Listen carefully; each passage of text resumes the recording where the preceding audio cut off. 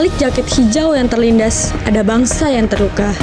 Peristiwa tewasnya pengemudi ojek online, Afan Kurniawan, setelah ditabrak mobil taktis Brimob di kawasan Jompongan, Jakarta, menimbulkan luka mendalam bagi masyarakat.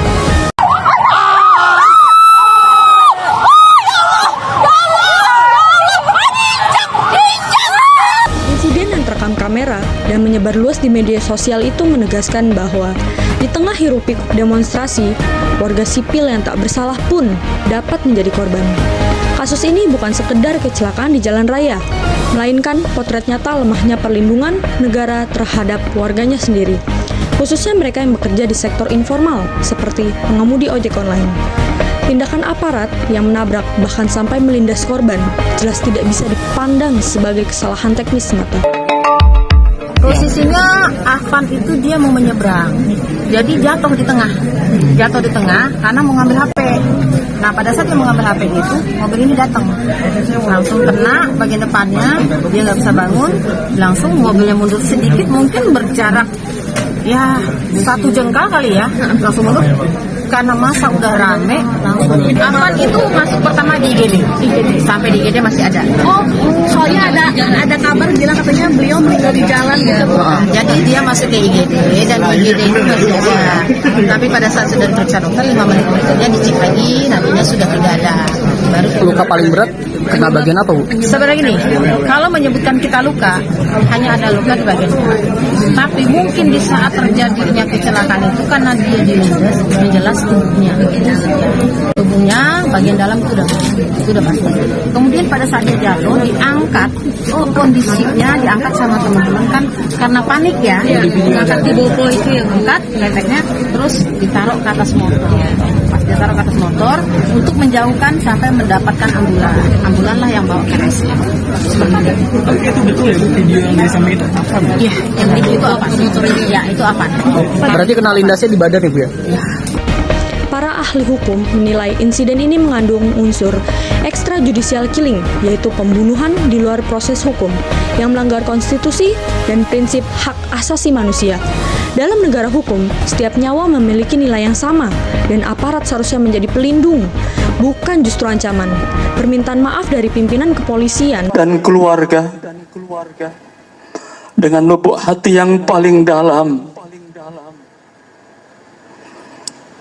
kami mohon kepada orang tua almarhum Afan Kurniawan dapat membukakan maaf karena kejadian tersebut. Saya sebagai Bayangkara Brimob, Bayangkara Polri hanya menjalankan tugas perintah pimpinan, bukan kemauan diri sendiri, namun hanya melaksanakan tugas dari pimpinan. memang layak diapresiasi. Tetapi permintaan maaf tidak dapat menggantikan kebutuhan akan keadilan substantif. Tanpa penyelidikan transparan, sanksi tegas, dan proses hukum yang terbuka, kepercayaan publik terhadap institusi Polri hanya akan terus terkikis. Tragedi ini juga menyuarakan ironi lain, seperti kerentanan para pekerja ojek online. Mereka adalah tulang punggung mobilitas urban, setiap hari melintasi jalanan untuk memenuhi kebutuhan hidup, tetapi tidak memiliki jaminan keselamatan yang memadai. Perusahaan aplikasi memang menyampaikan duka cita, namun mereka pun harus ditantang untuk mengambil peran lebih besar dalam melindungi mitranya.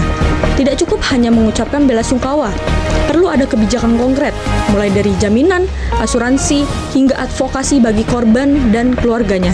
Kejadian ini memperlihatkan bahwa ojek online sebagai representasi pekerja kelas bawah seringkali diposisikan di ruang paling rawan seperti di jalan raya, di persimpangan kebijakan, bahkan di tengah konflik sosial politik yang seharusnya tidak melibatkan mereka.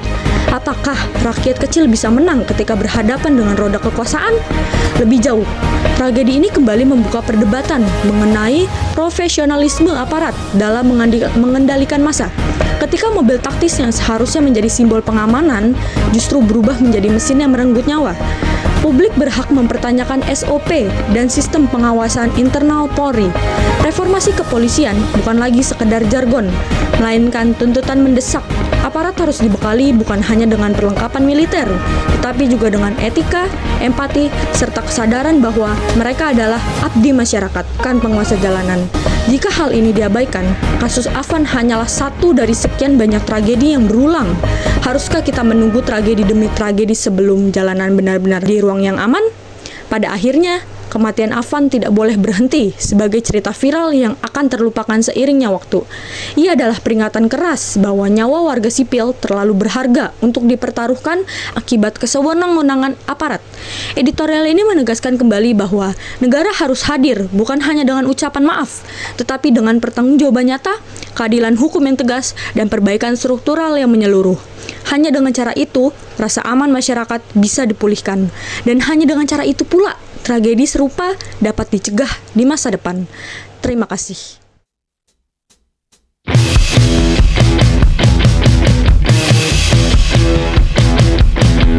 Ada berita apa hari ini? Berita tentang apa lagi?